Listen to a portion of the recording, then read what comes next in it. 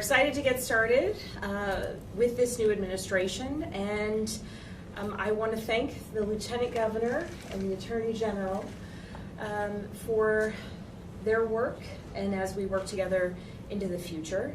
We are endeavoring to set a tone for what Virginians can expect over the next 4 years. That's pragmatic leadership and a relentless focus on making life more affordable for Virginians and strengthening our schools.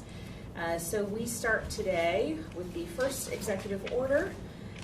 This one will follow through on the promise of endeavoring to make Virginia more affordable.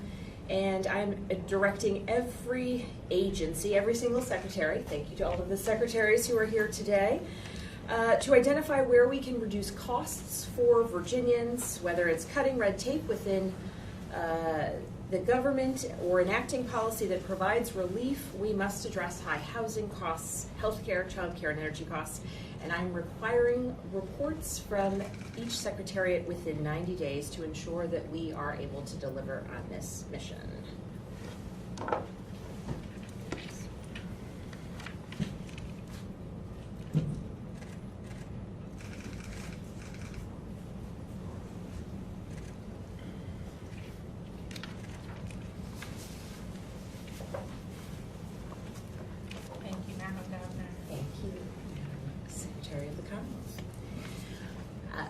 The second executive order relates to healthcare financing.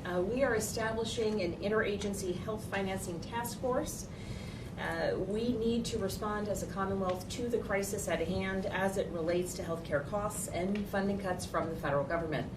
This task force will be charged with developing a strategy for health-related state agencies to maximize our use of existing federal funding, reduce any duplicative federal funding or duplicative state funding, and strengthen our long-term healthcare infrastructure.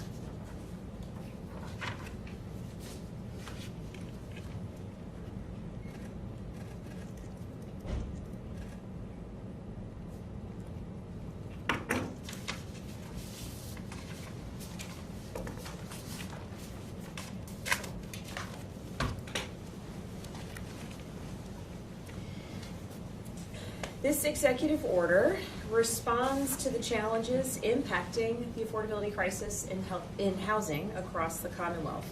I'm directing our state agencies to review current regulations and permitting practices that may slow down housing construction. We need more homes that Virginians can afford to rent or to buy, and I am confident that we can eliminate or change some unnecessary requirements, that we can streamline approvals, and ultimately we can build more. I'm creating a commission on unlocking housing production to boost this effort.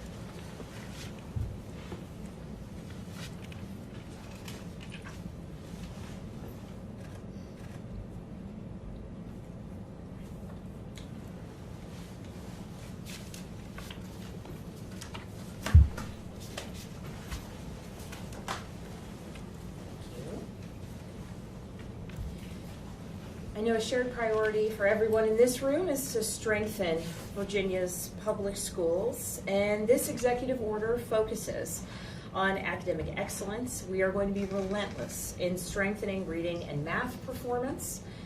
Instead of pitting parents and teachers against one another, we're going to work together. We're going to focus on student success. So I'm directing the Virginia Department of Education to review the school performance and support framework and to implement recommendations for improvement from last year's JLARC findings so that we can serve students, parents, and educators. I'm also directing the Secretary of Education and the Superintendent of Public Instruction to host a Commonwealth-wide listening tour to hear more directly from students, parents, teachers, school leaders about more ways that our administration can provide support and strengthen our public schools.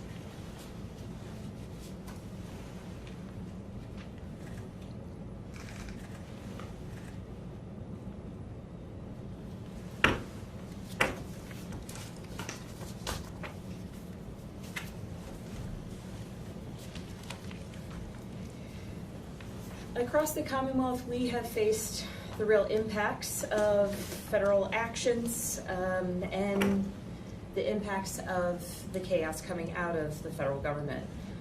Today we're not just listening to those stories, those challenges, the realities that so many Virginians and our economy are facing, but in fact we are responding. With this executive order, I am establishing the Economic Stabilization Task Force.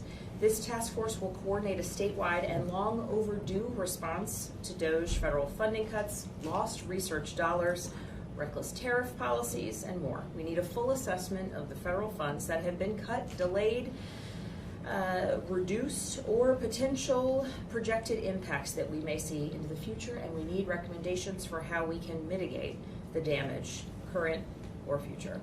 Additionally, I will direct agencies to build out a strategy for responding to Medicaid and SNAP changes from H.R. 1 that will impact Virginians' access to these programs.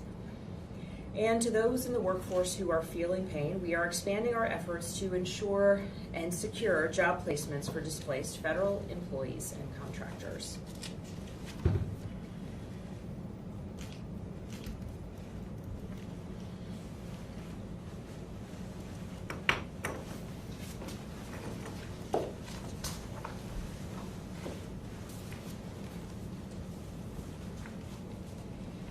And finally, we are responding to the challenges of political interference that we have seen at our world-class public universities.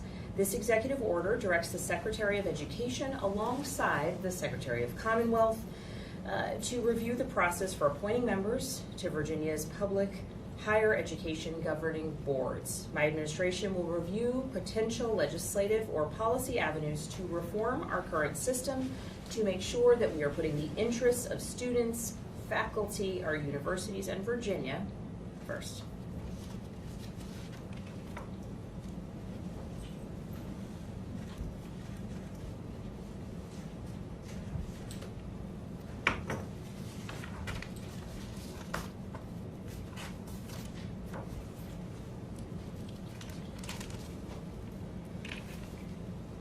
I am signing this executive order to make sure that the office of governor and our cabinet has the authority necessary to respond in a situation of crisis or emergency.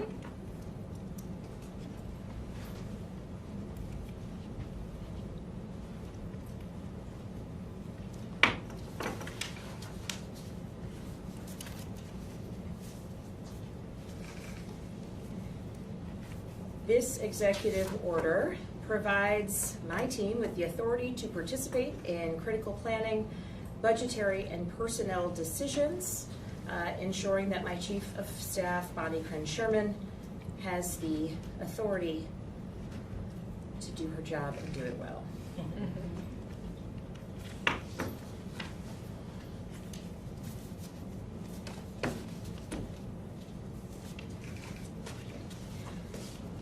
I'm signing this executive order to make sure that we are prohibiting discrimination across all facets of state government. And under my administration, the Commonwealth of Virginia will not tolerate a denial of opportunity for anyone because of who they are.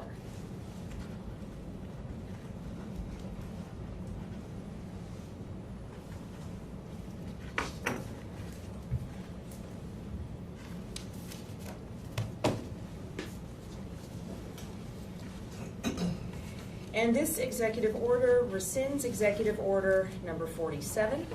State and local law enforcement should not be required to divert their limited resources to enforce federal civil immigration laws. It is a responsibility of federal law enforcement. Virginia state and local law enforcement officers must be able to focus on their core responsibilities, investigating crime and community policing.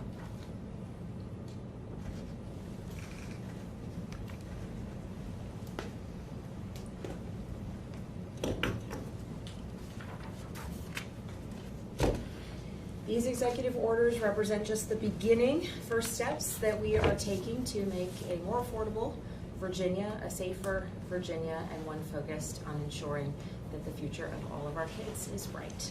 Thank you so much for your time today. Thank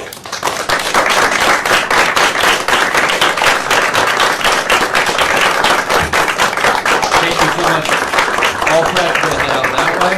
Thank you so much, folks. I appreciate it.